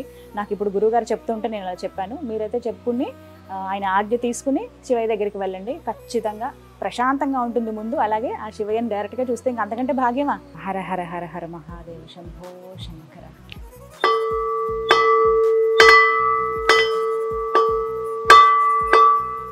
నిజంగా ఈయన కోసమేనండి అక్కడి నుంచి హైదరాబాద్ నుంచి ఇంత దూరం వచ్చాను. నిజంగా చూడ్డానికి 2 కళ్ళు సరిపోవట్లేదు. ఇంత పెద్ద శివలింగం అంటే చాలా అద్భుతంగా అలా స్వామివారిని చూస్తూ ఉండిపోవాలని అనిపించింది నాకు. ఎంతటి మహద్భాగ్యం అనేది. హరహర మహాదేవ శంభో శంకర. అభిషేకం చేసుకునే భాగ్యం కూడా ఇచ్చారు, అవకాశం ఇచ్చారు నాకు. అభిషేకం చేయొచ్చు, స్వయంగా వెళ్ళి తాకి మనం అభిషేకం చేయొచ్చు. ఇక్కడ ఇక ఆలస్యం ఎందుకు, అంతర ఆలయంలోకి, గర్భాలయంలోకి వెళ్ళిపోదాం. లోపలికి వచ్చేసాను. స్వయంగా మన చేతులతో అభిషేకం చేసుకునే అవకాశం ఉంటుంది ఇక్కడ. చాలా అరుదుగా ఉంటుంది శివాలయాల్లో. అలా కేవలం పురుషుల్ని మాత్రమే అనుమతిస్తారు. అయితే ఇక్కడ కూడా కొన్ని నియమాలు ఉన్నాయి. చితాభస్మంతో ఏదైతే అభిషేకం చేస్తారో అక్కడ కేవలం పురుషులకు మాత్రమే లోపలికి అనుమతి ఉంటుందో అభిషేకం చేయడానికి. మిగతా సమయంలో మహిళలు పురుషులు అందరూ రావచ్చు, చిన్న పెద్ద అందరూ వచ్చి దర్శనం చేసుకోవచ్చు, స్వయంగా వాళ్ళే అభిషేకం చేసుకోవచ్చు. ఎంత పెద్ద లింగమో చూడండి. మొత్తంగా 9 అడుగుల శివయ్య మనకి ఇక్కడ కనిపిస్తున్నారు. శివలింగం భూమి లోపలికి మనకి 3 అడుగులు ఉంటుంది. పానవట్టం ఒక 3 అడుగులు, అలాగే ఆ లింగ రూపం మరొక 3 అడుగులు. చాలా నిండుగా కనిపిస్తున్నారు స్వామివారు. ఇప్పుడంటే అభిషేకం జరిగింది, అలాగే పైనుంచి ఆ ధార అనేది మనం చూస్తున్నాం కదా. ఇప్పుడు ఆ నీళ్ళు అలా పడుతున్నాయి కాబట్టి సింపుల్గా కనిపిస్తున్నారు ఆయన. కానీ నిండుగా అలంకారం చేసినప్పుడు, పూలతో అలంకరించినప్పుడు నిజంగా ఒళ్ళు జలతరిస్తుందండి. మనం నిజంగా ఆ స్వామిని దగ్గర నుంచి చూస్తున్నాం అన్న భావన ఉంటుంది. కానీ ఆయన ఎంత సింపుల్గా ఉంటారు అందరికీ తెలిసిందే కదా. కేవలం ఒక నీటి చుక్కతో అభిషేకం చేస్తే చాలు, ఆయన తరించిపోతాడు. ఎక్కువ ఆభరణాలు ఇవన్నీ ఏం అవసరం లేదు ఆ శివయ్యకి. మనం మనస్ఫూర్తిగా దండం పెట్టుకుంటే చాలు. అందుకే నేను ఇప్పుడు అభిషేకం చేస్తాను. ఇక్కడ పురోహితులు, ప్రధాన అర్చకులు ఆదిత్య శర్మ గారు, అలాగే మొత్తంగా 5గురు అర్చకత్వం వహిస్తూ ఉంటారు. వీళ్ళే ఇక్కడ వివిధ పూజాది కార్యక్రమాలు చేస్తూ ఉంటారనమాట. సో అందరూ కూడా ఇక్కడ ప్రధాన ఆలయంలో ఉన్నారు. ఒకసారి మనం కూడా మాట్లాడదాం. నమస్కారం గురువు గారు. స్వయంగా భక్తులే అభిషేకం చేసుకోవచ్చు కదండి. స్త్రీలు, పిల్లలు, పెద్దలు అందరూ కూడా వాళ్ళ చేతులతో వాళ్ళే స్వయంగా వాళ్ళు ఏ ద్రవ్యం అయితే తెచ్చుకుంటారో, పాలు, పెరుగు, తేనె, నెయ్యి, పంచదార, పంచామృతాలు కానీ, పళ్ళ రసాలు కానీ, చెరుకు ఏ ద్రవ్యం తెచ్చుకుంటే ఆ ద్రవ్యంతో వాళ్ళందరూ వాళ్ళే అభిషేకం చేసుకోవచ్చు. చేయొచ్చా అండి నేను? తప్పకుండా. ఓం శ్రీ గురుభ్యో నమః. శ్రీ మహాగణాధిపతయే నమః. ఓం నమో భగవతే రుద్రాయ. ఓం నమస్తే రుద్రమణ్యవ ఉతోత ఇషవే నమః. नमस्ते हस्तुधन्वने बाहुभ्यां तदे नमः यात ईश शिवतमा शिवं बभूवते तनुः शिवाश्रव्या व्यातपतया नोर्ध्रमणया याते रुद्रशिवातनोरघोरापापकाशिनी तया नस्तु महागिरिसिन्ताभिजाकसीः यामि शङ्गिरिशन्तहस्ते वीभ्यरिशस्तवे शिवाङ्गिरित्तताङ्गुरु माहिगुं श्रीपुरुषं जगतु शिवेन वचितात्वा गिरिसात्या वदामसि यथा नः सर्वमिद्यगतु यक्षकं सुमनो असतु अद्य बोधति वक्ता प्रथमो दैव्यो विशतु अहूगुस्य सर्वान् यंभयन् सर्वास्तयातु धान्यः తేనండి సూర్యస్తాంబ్రో అరుణవత బభ్రుస్ తేనండి పంచామృతాలలో మరొకటి ముందుగా పాలతో అభిషేకం చేసాము ఇప్పుడు తేనె నెయ్యి కట్ చేసిన తర్వాత ఓం నమః శివాయ ఓం నమః శివాయ ఓం నమః శివాయ ఉదైనం గోపానదృసన్నదృసన్నుధార్యః ఉదైనం విశ్వాభూతాని సదృష్టో ముడయోజనః నమో శిశుకాశ్రాయ మేడుషే అథో ఏ హత్య సత్వానో గుందేభ్యో కర్ణమః విజ్జందన కపర్జునో విశల్యో భానవామృత అనే అన్న శేషవ ఆభురస్య నిశంగతి నెయ్యండి నెయ్యి నమస్తే అస్వాయుధాయ అనాథతాయ దుష్ణవే ఉభాభ్యాముదతే నమో బాహుభ్యాం తవ తన్మనే పరితే తన్మనో హేతురస్మాన్ వృణక్తు విష్ణతః అథో ఏ హత్య సత్వానోగం నమస్తే అస్తు భగవన్ విశ్వేశ్వరాయ ఆదేవాయ త్రయంబకాయ ప్రాంతకాయ త్రికాగ్నికాల కాలాగ్నిరుద్రాయ నీలకంఠాయ మృత్యుంజయాయ సర్వేశ్వరాయ సదాశివాయ శ్రీమన్మహ దేవాయ నమః ఓం హిరణ్యబాహవే శ్రేణాన్యే దిశాంచపతయే నమో నమః వృక్షేభ్యో హరికేశేభ్యో పశూనాం పతయే నమో నమః సస్పింజరాజద్విషీమతే పత్తీనాం పతయే నమో నమః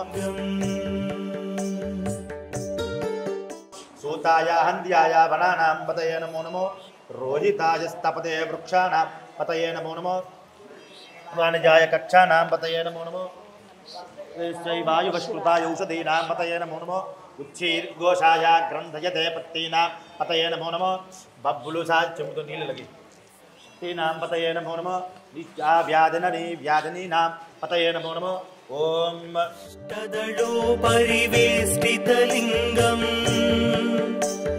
सर्वसमुद्भवकारणलिङ्गम् अष्टदरिद्रविनाशनलिङ्गम् तत्प्रणमामि सदा शिवलिङ्गम् सुरगुरु सुरवर पूजितलिङ्गम् ఇలా స్వయంగా భక్తులే వచ్చి అభిషేకం చేసుకునే అవకాశం ఇస్తున్నారనమాట. ఇక్కడ హ్యాపీగా మనం ఆ భాగ్యం ఇది నిజంగా ఒక అదృష్టంగానే భావించవచ్చు. శివాలయాల్లో మనం వెళ్ళి అభిషేకం చేసుకుంటే తెలిసిందే కదా, ఈది బాధలు ఏమన్నా ఉన్నా, మనకు చెప్పలేని ప్రాబ్లమ్స్ ఏమన్నా ఉన్నా మనం ఆ దైవంతోనే చెప్పుకుంటాం. ఇక్కడికి వచ్చి మనసారా ఒకసారి స్వామిని తలుచుకొని అభిషేకం చేసి మా బాధలు ఇవయ్యా, లేకపోతే మాకు ఈ కష్టం వచ్చిందని చెప్తే ఆయన ఖచ్చితంగా వింటారు, ఆ కోరికలు కూడా నెరవేరుస్తారు. నాకు ఇక్కడ చూస్తుంటేనే మనసంతా నిండిపోతుంది. నేను చితాభస్మం అభిషేకం కూడా చూశానండి, వాటికి సెపరేట్ వీడియో కూడా చేశాను, అది కూడా చూడండి మీరు. అసలు ఒక్కసారి ఇలా గూస్ బంప్స్ వస్తారు, రోమాలు నిక్కబొడుస్తాయి. నిజంగా కైలాసంలో ఉన్నామా, మనం కైలాసంలో స్వయంగా స్వామివారిని చూస్తున్నామా అన్నంత భావన కలుగుతుంది. ఖచ్చితంగా మీరు కూడా వచ్చి రాజమండ్రిలో ఉన్నటువంటి ఈ ఆలయాన్ని దర్శించుకోండి. ఆ స్వామివారి కృప ఖచ్చితంగా మీ పైన ఉంటుంది. ఇస్తారు ఎటు చూసినా స్వామివారి దర్శనం ఇస్తారు. నందీశ్వరుని దాటుకుని ఇలా లోపలికి రావచ్చు. ఆలయంలో అంటే చుట్టూ ప్రదక్షిణ చేయడానికి కావచ్చు, కొంతమంది దగ్గర ఒక 20-30 మంది పట్టే విధంగా లోపల కూడా మనకు అంత ప్లేస్ ఉంటుంది. నిజంగా ఒక్కసారి స్వామివారిని మనసారా దండం పెట్టుకుందాం. ఓం నమః శివాయ ఓం నమః శివాయ. ఇక్కడ ఆయన తాకే అవకాశం కూడా ఉంటుందండి. శివాయ, తెలిసి తెలియక ఏమైనా తప్పులు చేస్తే అవి నన్ను బాధ పెట్టుంటే నన్ను క్షమించండి, మీ అనుగ్రహం ఎప్పుడు మాతో ఉండాలి. ఓం నమః శివాయ ఓం నమః శివాయ. ఇక్కడ లింగానికి ఇంకొక ప్రత్యేకత ఉంటుంది. బ్రహ్మసూత్రం మనకి ఇక్కడ కనిపిస్తుంది. అన్ని లింగాలకి అలా ఉండదు. ఇలా ఉన్న లింగాలను దర్శనం చేసుకున్న, అభిషేకం చేసిన అది మహద్భాగ్యం, పూర్వజన్మ సుకృతంగా చెబుతూ ఉంటారు. ఓం నమః శివాయ. పైనుంచి ఆ ధార ఎప్పుడు పడుతూనే ఉంటుంది. ఆ పైన పంచలోహంతో తయారు చేసిన చైన్స్తో ఎలా ఏర్పాటు చేశారో చూడండి, అందంగా ఉంది. అలాగే మనకి ఆ నంది ముఖంలోంచి నిత్యం ఆ ధార పడుతూనే ఉంటుంది, చుక్క చుక్క చుక్క అలా కారుతూనే ఉంటుంది. నిత్యం అభిషేకం జరుగుతూనే ఉంటుంది స్వామివారికి. ఇక్కడ స్వామివారికి ఏవైతే పంచామృతాలతో అలాగే నీళ్లతోటి అభిషేకం ఏదైతే చేస్తూ ఉన్నారో ఆ వాటర్ అంతా కూడా మరి ఎక్కడికి వెళ్తాను డౌట్ రావచ్చు. ఇవన్నీ కూడా గోదావరిలో కలిసిపోతాయండి. ఇగో ఇక్కడ నుంచి లోపలికి ఉంటుందన్నమాట. ఎంత నీట్గా అరేంజ్ చేశారో చూడండి. ఇక్కడ నుంచోడానికి వీలుగా, అంటే ఇంత దూరంలో ఉంటే అభిషేకం మళ్ళీ కష్టం అవుతుంది కదా, నుంచోడానికి వీలుగా ఇలా గ్రిల్స్ లాగా ఏర్పాటు చేశారు. అలాగే ఇక్కడ ఉత్సవమూర్తులను కూడా మనం చూడొచ్చు. ప్రతి నెల మాస శివరాత్రికి స్వామివారు అలాగే అమ్మవార్లకి కళ్యాణం జరుగుతుంది. కళ్యాణ మండపం కూడా బయట మీరు ఇంత గమనించే ఉంటారు, మళ్ళీ ఒకసారి చూపిస్తాను. ప్రతి మాస శివరాత్రికి కళ్యాణం జరుగుతుంది, వచ్చి చక్కగా చూసి తరించవచ్చు అనమాట. ఇలా ఇక్కడ నుంచి బయటకు వచ్చేసిన తర్వాత ఇందాక మీరు లోపలికి వచ్చేటప్పుడు నందీశ్వరుడికి చెవిలో చెప్పి వారి ఆజ్ఞ తీసుకుని మనం బయటికి రావాలని చెప్పాను కదా, అలాగే శివుడిని దర్శనం చేసుకుని మనం కొబ్బరికాయ అభిషేకం చేస్తాం కదా, అభిషేకంకి తీసుకువెళ్ళిన ద్రవ్యాలన్నిటితో అభిషేకం చేసేస్తాము. పళ్ళు అలాగే మిగతా ఏవైతే కొబ్బరికాయ కానీ ఇవైతే ఉంటాయో అవి తీసుకొచ్చిన తర్వాత ఇక్కడ చూడండి చండికేశ్వర స్వామి అనే విగ్రహం ఇక్కడ ఏర్పాటు చేశారు. స్వామిని దర్శనం చేసుకుని వచ్చిన తర్వాత మనం ఏవైతే స్వామి దగ్గర పెట్టి తీసుకొచ్చామో అవి వీరికి చూపించి, స్వామి చాలా చక్కగా దర్శన భాగ్యం మాకు కలిగింది, మళ్ళీ పునః దర్శనం అయ్యేటువంటి అవకాశం మాకు ఇవ్వు అని ఆయన్ని వేడుకోవాలి. ఇది ఖచ్చితంగా ఒక నియమంగా కూడా ఉంది. ఇద్దరికి కూడా వరాలను ఇచ్చాడు ఆ శివయ్య. నందీశ్వరుడికేమో ఫస్ట్ ఆయన దగ్గరికి వెళ్ళి పర్మిషన్ తీసుకుని ఆయన దర్శనం చేసుకుని ఆ తర్వాత శివయ్యని చూడాలి. ఇక ఆ తర్వాత ఆయన దగ్గర సమర్పించినటువంటి నైవేద్యం ఏదైతే ఉందో దాన్ని తీసుకొచ్చి చండికేశ్వరుడికి చూపించాలన్నమాట. చాలా బాగా దర్శనం జరిగింది, మళ్ళీ దర్శన ప్రాప్తి కలిగించు అని వేడుకోవడం నిజంగా ఎంతటి అదృష్టమో కదా వాళ్ళకి. ఇలా మనం చూడడం కూడా మన అదృష్టంగా భావించాలి. చండికేశ్వర నేనైతే ఇప్పటివరకు వెళ్ళిన దేవాలయాల్లో చూడలేదు ఇలా విగ్రహం ఏర్పాటు చేయటం అనేది. ఇది ఒక నియమంగా కూడా ఉంటుందట. బట్ మేబీ చాలా మందికి తెలియదేమో, తెలుసుకుని చక్కగా వచ్చి దర్శనం చేసుకోండి. ఇగో స్వామివారిని అలా దర్శించుకుంటూ వస్తే మహంకాళి అమ్మవారు మనకు కనిపిస్తారు. మహాకాళి తల్లి, మహాకాళి సమేత మహాకాళేశ్వర స్వామివారు. అమ్మవారిని దర్శించుకోకపోతే ఎలా, ఎంత చక్కగా ఉన్నారు, నిండుగా కనిపిస్తున్నారు. మహాకాళి అంటే ఆ ఉగ్ర రూపం మనం చూడొచ్చు.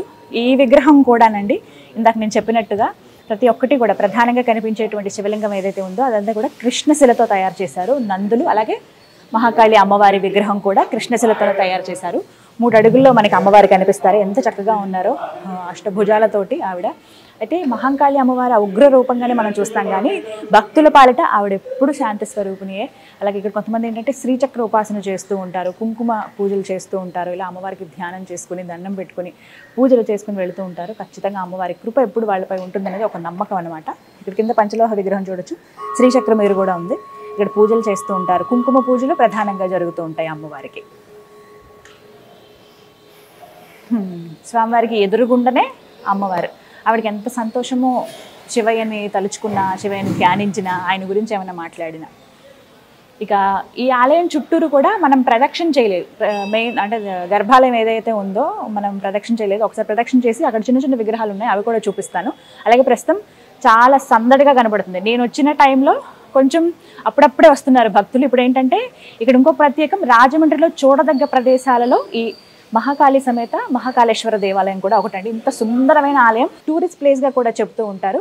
చాలామంది వచ్చే భక్తులు ఎవరైతే ఉంటారో, అంటే చాలామంది టూరిజం చేస్తూ ఉంటారు. ఇందులో భాగంగా రకరకాల ప్లేసెస్ స్పిరిచువల్ టూర్స్ చేస్తూ ఉంటారు కదా, అలాంటి వాళ్ళు ఖచ్చితంగా ఈ మహాకాళేశ్వర దేవాలయాన్ని కూడా సందర్శిస్తూ ఉంటారనమాట. గర్భాలయం చుట్టూ కూడా మనకి విగ్రహాలు కనిపిస్తాయి. ఇవి కూడా మనకి కృష్ణశిలతో తయారు చేసినవే. ఇక్కడ చూడొచ్చు ఉజ్జిగా ఫస్ట్ విజయ గణపతి, ఆ గణపతి దర్శనం. గరికమాల వేశారు స్వామికి. గరికలు ఎన్ని మనం పెట్టిన స్వామివారికి గరికతో పూజ చేస్తే చాలు ఆయన ప్రసన్నుడైపోతాడు, మనకు బోల్డ్ అని వరాలు ఇచ్చేస్తాడు కదా. ముందుగా నాన్నగారు లోపల ఉన్నారు కదా, ముందుగా గణపతికి దండం పెట్టుకొని లోపలికి వెళ్ళి వాళ్ళ నాన్నని చూడొచ్చు అనమాట. ఇలా ఇగో మహాకాళీదేవి కళా వెళ్తూ, అంటే 4 వైపుల నుంచి స్వామిని దర్శించుకునే భాగ్యం చక్కగా నేను భస్మాభిషేకం చూశాను, అలాగే అభిషేకం చేశాను, అన్ని అదృష్టం కలిగింది నాకు. ఇది ముందు గణపతిని దర్శించుకున్నప్పుడు ఫస్ట్ ఈ ద్వారం కూడా మనం దర్శనం చేసుకోవచ్చు అనమాట. ఎంత పెద్ద ద్వారాలు ఉన్నాయో చూడండి, పెద్ద పెద్ద తలుపులు కూడా వాటికి. 2 వైపులా కూడా జయ విజయాలు, అలాగే 2 వైపులా కూడా విగ్రహాలతో చక్కగా చెక్కినవి మనకు కనిపిస్తాయి. ఇక ఇక్కడి నుంచి ఇలా ప్రదక్షిణ చేసే క్రమంలో కుమారస్వామిని చూడొచ్చు, సుబ్రహ్మణ్య స్వామి ఎంత చక్కగా ఉన్నారో. ఈయన కూడా కృష్ణశిలలో పంచెలతోటి బాగా అలంకరించారు కదా వస్త్రాలు. ఈ ద్వారం నుంచి కూడా స్వామిని దర్శనం చేసుకోవచ్చు. ఓం నమః శివాయ. 4 వైపులా మనకి సేమ్ ద్వారాలు కనిపిస్తాయి. అలాగే ఆ తలుపులు అవన్నీ కూడా సేమ్ అదే ఆర్కిటెక్చర్ అనేది కనబడుతుంది. చాలా అందంగా ఉంది. ఇవైతే అసలు ఆ మేకింగ్ చూడండి ఎంత బాగుంది. చెక్కటం అనేది ఎంత నీట్గా, ఆ డిజైన్ అనేది ఎక్కడ ఏది మిస్ అవ్వకుండా, కొంచెం కూడా అటు ఇటు వంకర రాకుండా భలే చేశారు.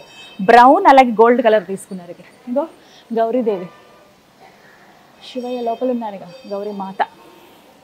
అమ్మవారికి ఎంత సింపుల్గా చీరకట్టినా భలే ముద్దుగా ఉన్నారు. ఈ వైపు నుంచి కూడా దర్శనం చేసుకోవచ్చు. మొత్తంగా మనం ఇప్పుడు 3 వైపుల నుంచి దర్శనం చేసుకున్నాం స్వామిని. అంటే 4 దిక్కులుగా కూడా స్వామిని దర్శనం చేసుకునే వీలన్నమాట. ఇక మరోవైపు ఓం నమ శివాయ. ఇక్కడ అమ్మవారు పార్వతీదేవి, వినాయకుడు, అలాగే కుమారస్వామి, అలాగే గౌరీదేవి, పార్వతీదేవి. ఎవరైనా వాళ్ళే కదా, అంతా ఆ పార్వతీ పరమేశ్వరులే ఆది దంపతులు. మా జగన్మాత కూడా కృష్ణశిలతో తయారు చేసింది అనమాట. ఇక ఆఖరిగా మనం లాస్ట్ ఈ 4వ దిక్కు నుంచి, ఈ ద్వారం నుంచి కూడా దర్శనం చేసుకున్నాం. హర హర హర హర మహాదేవ శంభో శంకర శంభో శంకర హర హర హర హర శంభో ఓం నమః శివాయ. ఓ శంకర. భక్తులు వస్తూ ఉన్నారు. వీళ్ళంతా కూడా టూరిస్టులు, స్పిరిచువల్ టూర్స్ వెళ్తూ ఉంటారు కదా, అలాంటి వాళ్ళు ఇక్కడికి వచ్చి ఈ దేవాలయాన్ని కూడా దర్శనం చేసుకుంటారనమాట. మొత్తం మీద ఎంత చక్కగా నాకు దర్శనం జరిగిందో తెలుసా. ఎప్పుడు ఏ దేవాలయానికి వెళ్ళినా నేను కాసేపు అక్కడ మెడిటేషన్ చేయటము, లేకపోతే ఒక్క నిమిషం ధ్యానంలో కూర్చోవడం చేస్తాను. సో ఇప్పుడు ఆ సమయం వచ్చేసింది. కాసేపు ప్రశాంతంగా కూర్చుని స్వామివారికి దండం పెట్టుకుంటాను. ఇదే కళ్యాణ మండపంలో స్వామి అమ్మవార్లకు ప్రతి మాస శివరాత్రికి కళ్యాణం జరుగుతుందండి. ఆ కళ్యాణం చూస్తే చాలా చాలా మంచిది అని చెబుతూ ఉంటారు. ప్రత్యేకించి శివపార్వతుల కళ్యాణం గురించి మాట్లాడితే, ఎవరైతే వివాహం ఆలస్యం అవుతుందన్న వాళ్ళు కావచ్చు, చిన్న చిన్న సమస్యలు ఉన్నవాళ్ళు, ఈతి బాధలతో ఉన్నవాళ్ళు స్వామివారి కళ్యాణాన్ని చూస్తే చాలు, ఖచ్చితంగా వారి జన్మ తరిస్తుంది. వివాహం జరగాల్సిన వాళ్ళకి త్వరలో కళ్యాణం జరుగుతుందని చెప్తూ ఉంటారు. ఇగో ఈ విగ్రహాలకే కళ్యాణం జరుగుతుంది అనమాట. ఇక్కడ ఒక మండపం లాగానే ఏర్పాటు చేశారు. చక్కగా ఇంట్లో అంటే మన ఇళ్లలో పెళ్లి జరిగినప్పుడు ఎలా, అలాగే ఇక్కడ కూడా చక్కగా పూలతో అలంకరించి నీట్గా తయారు చేశారు. ప్రధాన ఆలయం ఏదైతే ఉందో ప్రతి ఒక్కటి కూడా ఆర్కిటెక్చర్, ఈ శిల్పకళ ఎంత అందంగా ఉందండి. మొత్తం నందులు మొత్తం ఈ కట్టడాలందరినీ కూడా మోస్తున్నట్టుగా, ఆ శివయ్యను మేము మోస్తున్నాం అన్నట్టుగా కనిపిస్తాయి. ప్రతి ఒక్కటి కూడా నందులు చుట్టూరు మనకు అవే కనిపిస్తాయి. ఈ ఆకారం కూడా మనకి ఎలా ఉంటుందంటే ఒక శివలింగం ఆకారంలో, పానవట్టం ఎలా ఉంటుందో ఆ ఆకారంలోనే మనకు కనిపిస్తుంది అనమాట. ప్రత్యేకంగా ఈ ఆలయంలో ప్రతి నిత్యం స్వామివారికి చితాభస్మంతో అభిషేకం జరుగుతుంది. సరిగ్గా ఆ వేళకే నేను కూడా వచ్చాను. నాతో పాటు మీరు కూడా ఆ అద్భుతమైన ఘట్టాన్ని వీక్షించి తరించండి.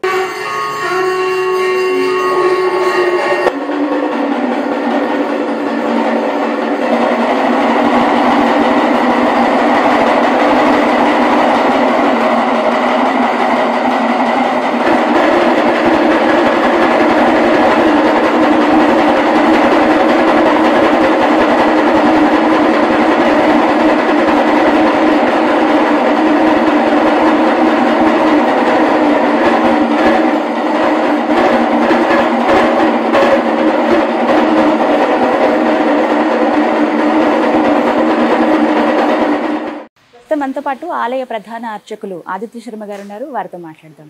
గురుగారు నమస్కారం. ఎలా ఉన్నారు? చాలా బాగున్నాను. చాలా అదృష్టవంతులు మీరైతే నిజంగా. రాజమండ్రిలో జన్మించిన తర్వాత ఆ పరమేశ్వరుడు నాకు ఇచ్చిన అదృష్టంగా భావిస్తున్నాను నేను. అంతే, ఆయన సేవ చేసుకోవడం. అయితే మహాకాళేశ్వర ఆలయం అడుగడుగునా ప్రత్యేకమేనండి. బయట నుంచి అడుగు లోపల పెట్టాము అని అంటే వేరే లోకంలోకి వెళ్ళిపోయినట్టే ఇది. నాకు అసలు ఒకసారి ఒళ్ళు పులకరించింది చెప్పాలంటే. చాలా దేవాలయాలు వెళ్తూ ఉంటాం, వేటికవే చాలా ప్రత్యేకంగా ఉంటాయి. ఇప్పుడు ఇలా ఈ ఆలయానికి రావడం కూడా ఆ స్వామి అనుగ్రహమే ఖచ్చితంగా. అయితే ప్రత్యేకంగా ఇక్కడ భస్మాభిషేకం జరుగుతుందని విన్నాను నేను. అది కూడా కాష్టంలో ఉన్న బూడిదని తీసుకువచ్చి దాంతోనే స్వామివారికి అభిషేకం చేస్తారు అని చెప్పి, ఒకసారి ఆ అభిషేక విశేషాలు తెలియజేస్తారు. తప్పకుండా చెప్తాను. శ్రీ గురుభ్యో నమః. శ్రీ మహాగణాధిపతయే నమః. మహాకాళేశ్వరాయ నమః. మహాకాళేశ్వరం రుద్రం జ్యోతిర్లింగం నమామ్యహం. మృత్యుంజయం మహాదేవం శంకరం శుభదాయకం. ఉజ్జయిని మహాకాళేశ్వరుడు జ్యోతిర్లింగాల్లో 3వ జ్యోతిర్లింగం అనేటువంటి ఉజ్జయిని మహాకాళేశ్వరుడికి ఏ విధంగా అయితే ప్రతినిత్యము కూడా చితాభస్మంతో స్వామివారికి అభిషేకం జరుగుతుందో, రాజమండ్రిలో నిర్మించినటువంటి ఈ మహాకాళేశ్వరాలయంలో స్వామివారికి కూడా అదే విధముగా ప్రతిరోజు తెల్లవారుజామున సూర్యోదయానికి పూర్వమే స్వామివారికి చితాభస్మాభిషేకం పూర్తవుతూ ఉంటుందమ్మా. అది ఎందుకు ఈ ఆలయాన్ని నిర్మించడం అనేది జరిగింది అనేది చిన్న వృత్తాంతం ఉంది, చెబుతాను తప్పకుండా. ఆలయ ధర్మకర్త పట్టబగల వెంకట్రావు గారు వివాహ నిమిత్తము కూడా మార్వడి ఇంట్లో ఏదో వివాహ నిమిత్తము కూడా ఉజ్జయిని మహాకాళేశ్వర ఆలయాల్లో వెళ్ళడం అనేది జరిగింది. అక్కడ చితాభస్మాభిషేకాన్ని చూసి అయ్యో మన దగ్గర ఆయన పూర్వమే ఒక 20 సంవత్సరాల క్రితమే 2 శ్మశాన వాటికలు నిర్మించడం అనేది జరిగింది. ఇండీస్పేట కైలాస భూమి, కూడలింగాలపేట కైలాస భూమి, 2 కైలాస భూములు కూడా ఆయన చేతుల మీదుగా ఆయన నిర్మించి ఆయన్ని డెవలప్ చేసుకుంటూ వస్తున్నారు. మన దగ్గర 2 శ్మశాన వాటికలు ఉన్నాయి కదా, మన దగ్గర చనిపోయిన ప్రతి వ్యక్తికి కూడా ఒక పుణ్యం అనేది లభించాలి, వాళ్ళకంటూ సర్వపాపములు తొలగి ఉండాలి అని చెప్పి ఆయనకున్న ఒక చిన్న ఆలోచనతో ఇంత గొప్ప ఆలయం నిర్మించడం అనేది జరిగింది. ఒక శివాలయం కట్టి ఆ స్వామివారికి భస్మాభిషేకం చేద్దాం అనుకున్న ఆలయంలో ఆ పరమేశ్వరుడు ఆయనలో లిఖితమయ్యి ఇంత గొప్ప ఆలయాన్ని నిర్మించుకున్నాడు. 2 ఎకరాలలో కూడా ఈ ఆలయం అనేది నిర్మాణం అనేది జరిగింది. ప్రతిరోజు నిత్యం ఉదయం 4 గంటల నుంచి 5:30 గంటల వరకు కూడా స్వామివారికి చితాభస్మంతో అభిషేకం జరుగుతుందమ్మా. చాలా మందికి చాలా అనుమానాలు ఎక్కువ ఉన్నాయి. అంటే నన్ను అడిగిన ప్రశ్నలే టీవీ ద్వారా మీకు చెప్పడం అనేది జరుగుతుంది. ఒక వారం ఒక రోజే చేస్తారా లేకపోతే నెలకు ఒకసారా చేస్తారా అన్నది ప్రతిరోజు 365 రోజులు కూడా స్వామివారికి అభిషేకం జరుగుతుందండి ఈ ఆలయంలో. ప్రతిరోజు ఆ సమయంలో గ్రహణ శూల ఏమైనా ఉంటే తప్ప ఆ భస్మాభిషేకం అనేది ఆగకుండా నిరంతరము కూడా మొదలుపెట్టిన దగ్గర నుంచి ఈ రోజు వరకు కూడా ఏ రోజు కూడా ఆటంకం లేకుండా నిరాటంకంగా స్వామివారికి భస్మాభిషేకం జరుగుతుంది. ఎన్ని సంవత్సరాలు అవుతుందండి ప్రారంభం? 2 ఏళ్ళు పూర్తి అవుతుందమ్మా. రేపు ఏప్రిల్ 6వ తారీఖు వస్తే 2 ఏళ్ళు పూర్తయి 3వ ఏడులోకి స్వామివారి నుంచి ఇంకా నిరంతరాయంగా ఆలయ ప్రతిష్ఠ అయిన తర్వాత 2022 ఏప్రిల్ 6వ తారీఖు ప్రతిష్ఠ అయింది. 2000 ఏప్రిల్ 7వ తారీఖు నుంచి కూడా ఖచ్చితంగా స్వామివారికి అభిషేకం అనేది ప్రారంభించాం. అది నిరాటంగా జరుగుతోందమ్మా. అసలు ఎలా సేకరిస్తారండి ఆ కాష్టం? ఉదయం నుంచి సాయంత్రం దాకా కూడా కులమత వర్ణ భేదము లేకుండా, అంటే వీళ్ళవే తీస్తాం వీళ్ళ తీయము అనేది భేదము లేకుండా దహనమైన ప్రతి ఒక్కరివి కూడా అక్కడ మేము 2 కలసలు ఏర్పాటు చేయడం అనేది జరిగిందండి. ఆ కలసల్లో ఎవరైతే బంధువులు చనిపోయిన వాళ్ళ బంధువులు వస్తారో ఆ తలకొలు అంతా కూడా పూర్తయిన తర్వాత ఆ భస్మాన్ని వాళ్ళ చేతులతోనే తీసి ఆ కలసల్లో వేయమని చెప్తామండి మేము. వేసిన తర్వాత రాత్రి మొత్తం అన్ని కూడా పూర్తయిన తర్వాత రాత్రి 9 ప్రాంతానికి ఆలయానికి ఆ భస్మం అంతా 2 శ్మశాన వాటికల నుంచి ఆ భస్మం ఆలయానికి చేరుకుంటుంది.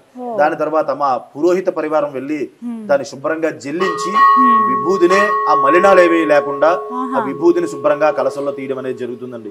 అది ఆలయానికి ఉదయాన్నే 4 గంటలకు ఆలయానికి తెచ్చుకుని స్వామి వారికి అలాగే ఆ భస్మానికి కూడా పూజ చేస్తాం. భస్మానికి అలాగే స్వామి వారికి కూడా పూజ చేసి ఆ భస్మాన్నే స్వామికి నివేదన చేస్తాం. భస్మాన్నే స్వామికి నివేదన చేసి ఆ భస్మాన్నే స్వామికి అర్పణగా ఆ చనిపోయిన జీవి ఏవైతే ఉన్నారో పునర్జన్మ నశీయతి, ఎవరిదైతే భస్మం స్వామి వారి మీద పడుతుందో పునర్జన్మ ఉండకుండా వాళ్ళు ఆ కైలాస ప్రాప్తం పొందుతారు అని శివపురాణంలో చెప్పబడింది. అలా చేయడం వల్ల ఆ జరిగిన జీవి కూడా చాలా తృప్తితో ఆ భస్మాభిషేకాన్ని చేస్తారండి. అదే స్వామివారికి నైవేద్యంగా సమర్పించి ఆ భస్మాన్ని చేస్తాం. ప్రతిరోజు కూడా నూతన వస్త్రంలో ఆ భస్మాన్ని వేసి స్వామి వారి మీద అభిషేకం చేయడం అనేది జరుగుతుంది. దీని గురించి కూడా పరమేశ్వరుడు చెప్పిన వృత్తాంతం అండి ఇది. ఒక జీవితో ఒక మానవుడితో చెప్పిన వృత్తాంతం ఏమిటయ్యా అంటే, శ్మశానంలో ఎలాగా ఈశ్వరుడు ఉంటాడు, శ్మశానవాసే ఈశ్వరుడు కాబట్టి శివాయ శివాయ 2 కూడా ఒకటే శబ్దం. కానీ శివుడు చెప్పిన మాట ఏమిటయ్యా అంటే, ఒక మనిషి దహనం అవుతున్నట్టండి. దహనం అవుతుంటే ఆ జీవి బాధపడుతున్నట్ట, ఏంటి కాలుస్తుంటే బాధపడుతున్నట్ట. ఇక్కడ దాకా కూడా నా భార్య బిడ్డలు, నా పిల్లలు, నా తల్లిదండ్రులు, అదే ఆడవారైనా మగవారైనా ఎవరైనా సరే ఇక్కడ దాకా కూడా నేను బంధువులు అని చెప్పి చాలా ఉన్నాను, ఇక్కడ నన్ను వదిలేసి వెళ్ళిపోయారు. తలకొరులు పెట్టిన తర్వాత ఎవరిని ఉండనివ్వరు, వెళ్ళిపోమని పక్కన వెళ్ళిపోండి, కపాల మోక్షం అయిన తర్వాత మీకు చెబుతామని చెబుతారు. అలాగా అనుకుంటున్నప్పుడు జీవి కాలిపోతుంటే చాలా బాధపడుతున్నట్ట. ఇక్కడ నన్ను వదిలేసి వెళ్ళిపోయారు అందరూ, నాకు ఎవరో తోడు లేరని చెప్పి పరమేశ్వరుడు ఆ జీవి దగ్గర ప్రత్యక్షమవుతాటండి. ప్రత్యక్షమయ్యి చెబుతాట, ఇక్కడ నుంచి నీ బాంధవ్యాలన్నీ తొలగాయి, నువ్వు కైలాస ప్రాప్తానికి పొందుతావు, నీకు అక్కడే బాంధవ్యాలు ఉంటాయి అని చెప్తాటండి. చెప్పిన తర్వాత ఆ జీవుడికి పరమేశ్వరుడు ఏ విధంగా కనిపిస్తాడయ్యా అంటే, శిరస్ భాగం ఒకటే కనిపిస్తుందటండి, మిగతాదంతా కూడా మండుతున్న అగ్నిగోళంలా ఉంటాడట. ఆ పరమేశ్వరుడు కూడా ఆయన శరీరం కూడా దహనం అవుతున్నట్టే ఉంటుందిట ఆ కనిపించే జీవికి. ఎప్పుడయ్యా ఆయన శరీరం రూపు పొందుతుందంటే, ఎప్పుడైతే ఆ జీవి దహనం పూర్తిగా జరిగిన తర్వాత ఆ పరమేశ్వరుడు ఆ భస్మాన్ని తీసుకుని శరీరానికి రాసుకుంటాట, అప్పుడు ఆయన కూడా శరీరం ఏర్పడుతుంది. అంత గొప్పది ఈ భస్మాభిషేకం. అంటే చాలా మంది చాలా చులకనగా మాట్లాడుతుంటే మనసుకు బాధ కలిగి ఇంత గొప్పగా చెప్పడానికి జరిగింది. భస్మాభిషేకం అనేది చాలా గొప్పది. ఇది చేయడం వల్ల చూడడం వల్ల కూడా ఆయుర్వృద్ధి కలుగుతుంది, అపమృత్యు దోషములు తొలుగుతాయి అని చెప్పి శివపురాణంలో చాలా గొప్పగా చెప్పబడింది దీని గురించి. అంటే చితాభస్మంతో అభిషేకం అనేది కేవలం ఉజ్జయిని మహాకాళేశ్వర ఆలయంలో మాత్రమే జరిగేదని విన్నాము. కానీ తర్వాత ఇలా రాజమహేంద్రవరంలో ఉన్నటువంటి కాళేశ్వర స్వామి ఆలయంలో జరుగుతుంది కదా. దీని పేరు కూడా మహాకాళేశ్వర ఆలయం, మరో ఉజ్జయిని అనే పేరుతో ఈ ఆలయం కూడా నిర్మించడం అనేది జరిగిందండి. ప్రతి నిత్యము కూడా స్వామి వారికి డైలీ ఒక 15 నుంచి 20 ఖచ్చితంగా ఇక్కడ దహనం అనేది జరుగుతూ ఉంటుంది. దహనమైన ప్రతి ఒక్కరివి కూడా కొంచెం కొంచెం విభూతిని కలసలో ఏర్పాటు చేసి అది శుభ్రంగా ఆలయానికి తెచ్చుకుని పొద్దున్నే మా అర్చకులు అక్కడికి వెళ్తాం. దాని దగ్గరికి వెళ్ళి దాన్ని ఒక మేళతాళాలతో తీసుకొచ్చి స్వామి వారి దగ్గర ఉంచుకుని దాన్ని కూడా స్వామి వారికి నివేదన చేసి అప్పుడు భస్మాభిషేకం చేయడం అనేది జరుగుతుందండి. 4:30 నుంచి 5:30 వరకు ఖచ్చితంగా గంట సేపు స్వామికి అభిషేకం అనేది చేస్తాం. స్వయంగా భక్తులతో చేయించడం చూసాను నేను. అంటే ఈ ప్రక్రియ కూడా అంటే ప్రతి ఒక్కరిలో కూడా దీంట్లో భాగస్వామ్యం చెయ్యాలి అని స్వామివారి ప్రతిష్ఠ కూడా అందరూ వచ్చి తాకి ముట్టుకునే విధంగానే ఈ ప్రతిష్ఠ అనేది జరిగింది. పాలాభిషేకాలు కానీ ఇంకోటి ఏవి చేసినా సరే భక్తులు తమ చేతులతో తామే స్వయంగా ఈ అభిషేకాలు కూడా చేసుకునే అవకాశం ఉంటుంది ఈ ఆలయంలో. అయితే అభిషేకం జరిగేటప్పుడు భస్మాభిషేకం జరిగేటప్పుడు మాత్రం మగవారికి మాత్రమే అనుమతి అండి. అది కూడా సాంప్రదాయంగా ఒక పంచి కండువా ధోతి వేసుకుని రావడమే, అంతేకాని ఎలా పడితే అలా వచ్చినా కూడా భస్మాభిషేకం అనేది చేయనివ్వం వాళ్ళ చేత కూడా. ఎవరికైనా అనుమతి అండి, వీళ్ళు వాళ్ళు మగవారు మాత్రమే రావాలి. ఆడవారు పిల్లలు లింగ భేదం కూడా ఏమీ లేకుండా అందరూ వచ్చి రావచ్చు. కానీ మగవారికి భస్మాభిషేకం చేసే అర్హత ఉంటుంది. ఆడవారందరూ కూడా బయట కూర్చొని వీక్షించండి స్వామి వారిని కూడా భస్మాభిషేకం ఏ విధంగా జరుగుతుందని అందరూ చూడొచ్చు. నిజంగా అదృష్టం ఇది. విన్నాను నేను ఇలా భస్మాభిషేకం జరుగుతుందని హైదరాబాద్ లో ఉన్నప్పుడు. అదే రాజమండ్రి వెళ్ళినప్పుడు ఖచ్చితంగా చూడాలి అనుకున్నా, మిస్ అవుతానని అనుకున్నాను స్వామి. ఖచ్చితంగా చెప్తాను నా అనుభవం. ఫస్ట్ అడుగు పెట్టినప్పుడే నాకు ఒక వేరే ప్రపంచంలోకి వెళ్ళినట్టు అనిపి నేనే ఆశ్చర్యంగా నోరు తెరిచి అలా చూసాను, ఇలా ఉందా టెంపుల్ అని చెప్పి. వచ్చి కూర్చున్నాక ప్రారంభించాక నిజంగా కైలాసంలో ఆ స్వామివారు అలా యోగ నిద్రలో ఉన్నప్పుడు ఎలా అయితే ముద్ర వేసుకుని ఉంటారో అలా కూర్చున్న ఆయన మీద భస్మం అలా పడుతున్నట్టుగా నా ఊహకి కనిపించారు ఆయన.